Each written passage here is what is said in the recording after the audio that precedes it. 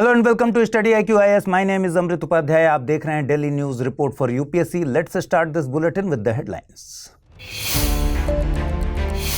9th of August था World Tribal Day, protecting the rights of indigenous people in voluntary isolation and initial contact रखी गई थीम। World की 1/3 tribal population है India में। South China Sea में increase होंगे डिस्प्यूट्स। चाइना ने डिस्कवर किया एक बड़ा गैस फील्ड। वर्ल्ड का लीडिंग नेचुरल गैस इंपोर्टर है चाइना।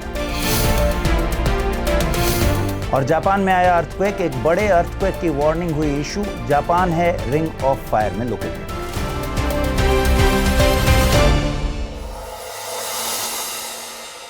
अगर आप हिंदी माध्यम से यूपीएससी की तैयारी करते हैं तो स्टडी IQ IAS हिंदी के Arjun prelims to interview batch यानी P2I बैच के बारे में तो सुना होगा आपने। नहीं सुना तो मैं बताता हूं। अर्जुन P2I बैच में आपको 1000+ घंटों से ज्यादा की लाइव क्लासेस मिलेंगी। 1-to-1 mentorship, SIP crash course, daily current affairs, CSET classes, ये सब तो मिलेंगी ही। साथ ही सबसे बड़ी सुविधा के तौर पर आपको मिलेगी प्रीलिम्स पास करने का 1 साल की एक्सटेंडेड वैलिडिटी के साथ फुल फीस वापसी की गारंटी और निःशुल्क आवासीय सुविधा। और एक और खास बात, ये बैच शुरू हो रहा है 10 अगस्त से। तो अगर आप इस बैच में एडमिशन लेना चाहते हैं, इस बैच के साथ जुड़ना चाहते हैं, तो अभी अमृत लाइव कोड का इस्तेमाल कीजिए। और कुछ कंफ्यूजन हो तो amrit@studiiq.com पर मेल कर दीजिए।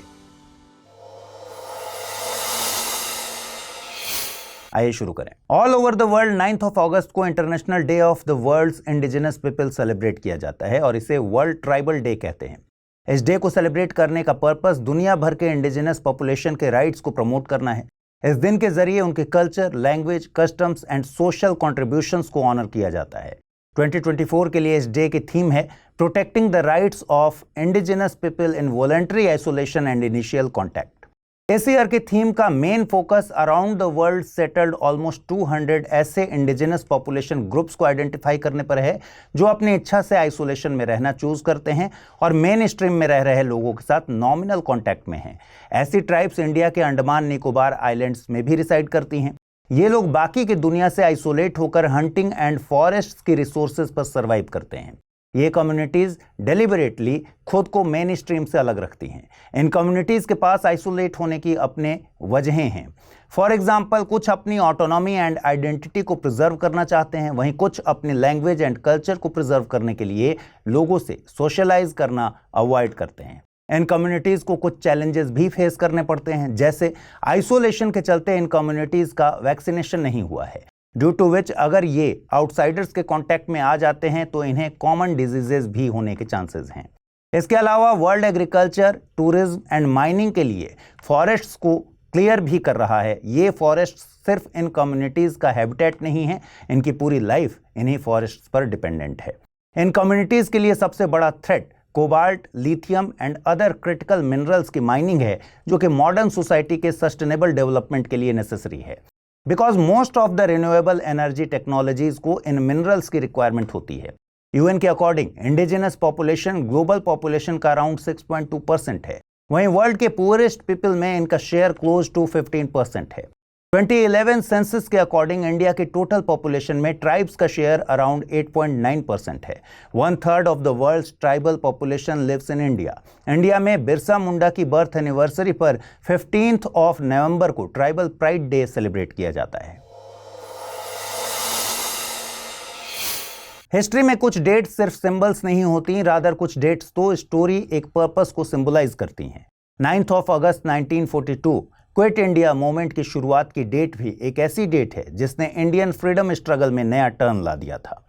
मार्च 1942 में British prime minister Winston Churchill ने स्टैफोर्ड क्रिप्स की लीडरशिप में क्रिप्स मिशन को इंडिया भेजा था, आपको पता है। इसका एम इंडिया को एक तरह का लिमिटेड सेल्फ रूल देना था, बट इस प्रपोजल को Indian national Congress and Muslim league दोनों ने ही रिजेक्ट कर दिया था।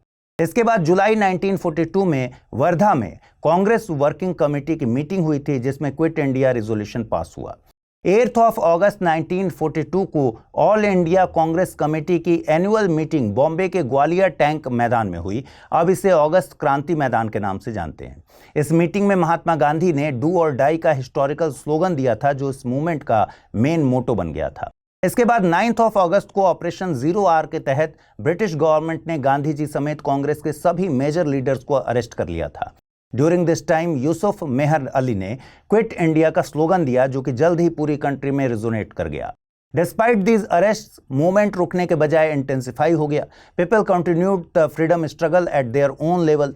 और इस समय का सबसे इंपॉर्टेंट एस्पेक्ट ये था कि पूरे इंडिया में इस मूवमेंट ने खुद से ही एक स्पॉन्टेनियस फॉर्म ले लिया था। During this time Bombay, Bihar, Orissa, United province and Madras में इसका स्पेशल इफेक्ट देखा गया। इस मूवमेंट के दौरान कुछ एरियाज में पैरेलल गवर्नमेंट्स भी स्टैब्लिश हुई थी, जैसे कि Ballia Uttar Pradesh, Tamluk West Bengal and Satara Maharashtra. In places पर लोगों ने अपने एडमिनिस्ट्रेटिव सिस्टम्स स्टैब्लिश किए, जो ब्रिटिश रूल के लिए एक बड़ा चैलेंज साबित हुआ। Although Gandhi ji and other Congress leaders ने इस मूवमेंट को नॉन वायलेंट रखने की भरपूर कोशिश की, बट ब्रिटिश गवर्नमेंट के harsh action and large scale public participation के चलते कई प्लेसेस पर वायलेंस भी हुई। क्विट इंडिया मूवमेंट ने इंडियन फ्रीडम स्ट्रगल में एक डिसाइसिव रोल प्ले किया, जिसने अल्टीमेटली 1947 में इंडिया के इंडिपेंडेंस का रास्ता आगे बढ़ाया। साउथ चाइना सी डिस्प्यूट्स का दूसरा नाम है। चाइना इस रीजन में कई कंट्रीज के साथ डिस्प्यूट्स में ऑलरेडी इन्वॉल्व है। रिसेंटली चाइना ने साउथ चाइना सी में एक बड़ा गैस फील्ड डिस्कवर किया है, जिसके estimated reserves 100 billion cubic metre से ज्यादा हैं। इस गैस फील्ड को लिंगशुई 36-1 के नाम से जाना जाता है एंड ये वर्ल्ड का first large shallow gas field, ultra shallow gas field है, जो डीप वाटर्स में लोकेटेड है। देखिए, ये डिस्कवरी एक ऐसे टाइम पर हुई है जब साउथ चाइना सी में कई कंट्रीज के बीच ऑलरेडी टेंशंस चल रही हैं। चाइना के अलावा Philippines, Vietnam, Malaysia, Brunei and Taiwan भी इस रीजन को क्लेम करते हैं। ये डिस्कवरी इन डिस्प्यूट्स को फर्दर इंक्रीज कर सकती है, बिकॉज ये एरिया सिर्फ ऑयल एंड गैस के लिए ही इंपॉर्टेंट नहीं है, बट ट्रेड रूट्स के लिए भी बहुत इंपॉर्टेंट है। चाइना करंटली वर्ल्ड का लीडिंग नेचुरल गैस इंपोर्टर है। इस तरह के रिजर्व्स की डिस्कवरी उसकी एनर्जी नीड्स को फुलफिल करने में हेल्प करेगी, बट इस रीजन में ऑयल एंड गैस के डेवलपमेंट पर दूसरी कंट्रीज के क्लेम के चलते diplomatic and political risk increase हो सकते हैं। Earlier in the year 2014 also China द्वारा इस रीजन में पार्सल आइलैंड के नज़दीक कुछ ऑयल ऑपरेशंस स्टार्ट किए गए थे, जिसकी वजह से वियतनाम में काफ़ी प्रोटेस्ट्स हुए थे। साउथ चाइना सी में डिस्प्यूट्स के सेंटर में है 9 डैश लाइन। ये एक कंट्रोवर्शियल बॉर्डर है, जिसे चाइना साउथ चाइना सी में अपना क्लेम प्रेजेंट करने के लिए यूज करता है, बट ये एक इमेजिनरी लाइन है जो सी में 9 सेक्शंस के फॉर्म में ड्रॉ की गई है, और इसके अंदर के अराउंड 90% एरिया पर चाइना अपनी अथॉरिटी बताता है। इस रीजन में दूसरी कंट्रीज जैसे Philippines, Vietnam, Malaysia, Brunei and Taiwan भी अपने क्लेम्स करते हैं। जापान के सदर्न आइलैंड क्यूशू में 7.1 मैग्नीट्यूड का अर्थक्वेक आया। इसकी वजह से कोई मेजर डैमेज नहीं हुआ है, ये अच्छी बात है, बट जापान ने नियर फ्यूचर में एक मेजर अर्थक्वेक की वार्निंग इशू कर दी है। जापान ने क्लैरिफाई किया कि ये वार्निंग लोगों को अलर्ट करने के लिए इशू किया गया है। ये नेसेसरी नहीं है कि कोई मेजर अर्थक्वेक आएगा ही, बट इसकी पॉसिबिलिटी बहुत ज़्यादा है। जापान अर्थक्वेक्स एंड सुनामीज के लिए एक प्रोन कंट्री है। इसकी वल्नरेबिलिटी इस बात से पता चलती है कि ये कंट्री स्टडी ऑफ सिस्मोलॉजी यानी स्टडी ऑफ अर्थक्वेक्स की बर्थ प्लेस है। स्टडी ऑफ सुनामी भी इसी कंट्री से स्टार्ट हुई है। हर साल अराउंड 1500 ऐसे अर्थक्वेक्स जापान में आते हैं which are felt by the people. Actually earthquakes में टेक्टोनिक प्लेट्स कोलाइड करती हैं। इसकी वजह से एनर्जी रिलीज होती है जो अर्थक्वेक्स के लिए रिस्पॉन्सिबल होती है। If you see the location of Japan on the map, then आपको पता चलेगा कि ये कंट्री 4 टेक्टोनिक प्लेट्स पर लोकेटेड है। देयरफॉर जापान वर्ल्ड की उन कंट्रीज में शामिल है जहां कोई ना कोई टेक्टोनिक एक्टिविटी होने की पॉसिबिलिटी रहती है। इसके अलावा जापान पैसिफिक ओशन में फॉर्म होने वाली रिंग ऑफ फायर में लोकेटेड है। यूएस जियोलॉजिकल सर्वे के अकॉर्डिंग वर्ल्ड के सबसे बड़े अर्थक्वेक्स एंड सुनामीज में से 80% रिंग ऑफ फायर में ही आते हैं। यू शुड नो कि जापान पैसिफिक ओशन में लोकेटेड एक एशियन कंट्री है। जापान एक आइलैंड कंट्री है। 4 मेजर एंड कई स्मॉल आइलैंड से मिलकर जापान बना है। 4 मेजर आइलैंड्स का नॉर्थ टू साउथ डायरेक्शन में ऑर्डर इस तरह है: होकाइडो, होन्शु, शिकोकू और Kyushu. Honshu is the largest in terms of area. इसके बाद होकाइडो, क्यूशु एंड शिकोकू आते हैं। जापान का कैपिटल टोक्यो एंड जापान का highest mountain Mount Fuji Honshu island पर ही लोकेटेड है। Now it's time for the term of the day, and today's term of the day is doom loop. Doom loop term का use economic sector में होता है। Doom loop का मतलब यह होता है कि एक नेगेटिव कंडीशन दूसरी नेगेटिव कंडीशन को बर्थ देती है, which creates a third negative condition. This creates a loop of negative condition. For example, banks sovereign bonds hold करती हैं and government guarantees these banks. Bank के डूबने पर गवर्नमेंट को रिस्क होता है एंड अगर गवर्नमेंट वीक हो जाती है then banks are at risk due to the impact on sovereign bonds. इस तरह एक विशियस साइकिल क्रिएट हो जाती है which is called a doom loop. For example, poverty की वजह से लोग एजुकेशन एंड हेल्थ जैसी फैसिलिटीज पर स्पेंड नहीं कर पाते। लैक ऑफ एजुकेशन की वजह से कमिंग जनरेशन को भी सिर्फ लो वेज जॉब्स मिल पाती हैं and because of this family को लो इनकम पर सर्वाइव करना पड़ता है। इस तरह फैमिली लो इनकम के एक ऐसे साइकिल में ट्रैप हो जाती है जो लगातार चलते रहता है। आइए देखते हैं आज के रैपिड न्यूज में क्या है खास। डीलिमिटेशन कमीशन के ऑर्डर या डिसीजन को अब जुडिशियल रिव्यू किया जा सकता है। किशोर चंद्र छगनलाल राठौर केस में सुप्रीम कोर्ट ने कहा कि अगर डीलिमिटेशन कमीशन का कोई ऑर्डर आर्बिट्रेरी है या कॉन्स्टिट्यूशनल प्रोविजंस के अकॉर्डेंस में नहीं है तो उन ऑर्डर्स को रिव्यू किया जा सकता है। Now let's talk about delimitation and it's commission. Delimitation census के आधार पर Lok Sabha and state legislative assemblies की बाउंड्रीज को रीडिफाइन करने का प्रोसेस है जो ये इंश्योर करता है कि हर सीट पर number of voters approximately same हो। हमारे कॉन्स्टिट्यूशन का आर्टिकल 82 एंड आर्टिकल 170 ऐसे सिस्टम्स की बात करता है। This process of delimitation is done by delimitation commission.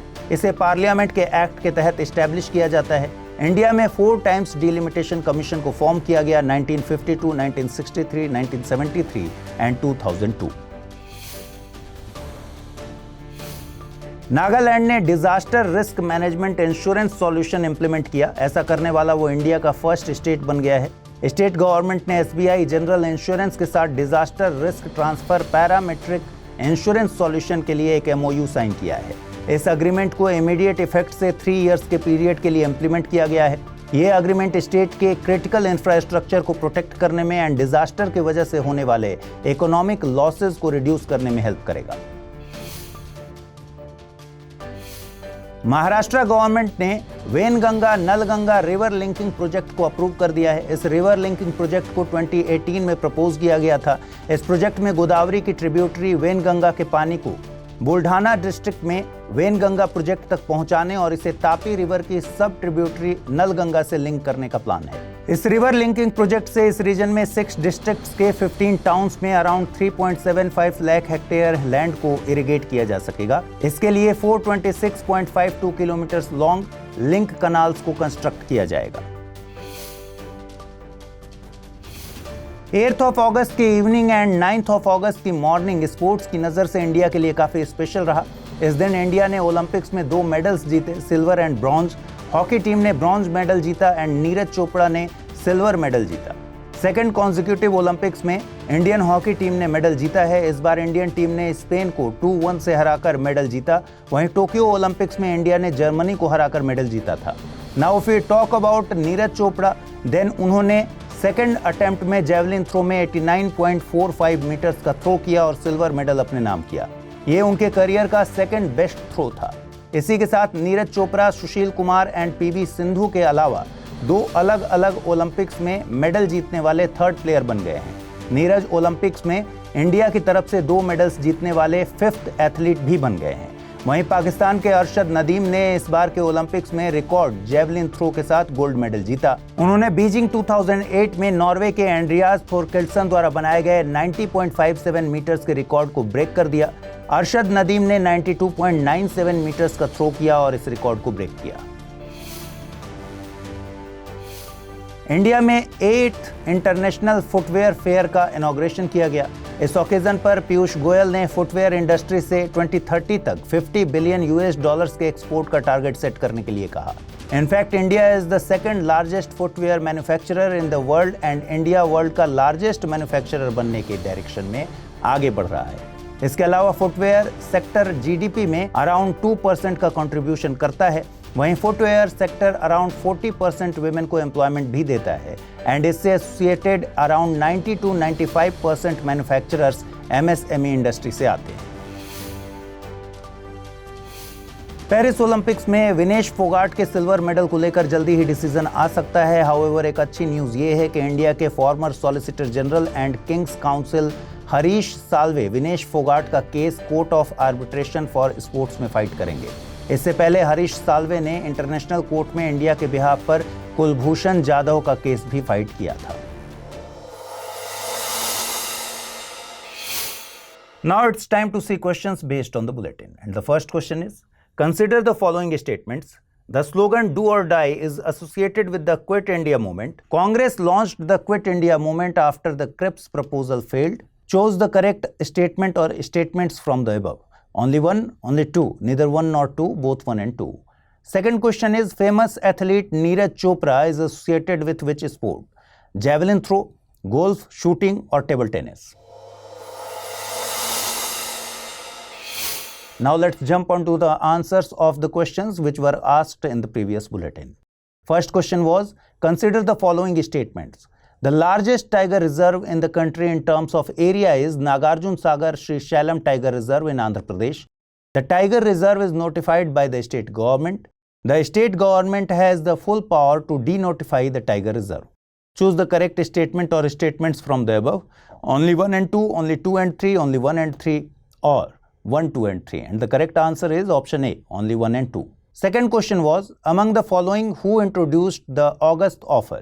Lord Dalhousie, Lord Linlithgow, Lord Irwin or Lord Mountbatten? And the correct answer is option B, Lord Linlithgow. तो दोस्तों आज के इस एपिसोड में बस इतना ही। To get the PDF of this bulletin on daily basis, join me on Amrit Upadhyay 007 Telegram channel. Also share your feedback and opinion about this programme in the comment section. कल मॉर्निंग डेली न्यूज रिपोर्ट में 9 AM weekly compilation के साथ मुलाकात होगी। Till then stay tune with Study IQ IAS। Thanks for watching.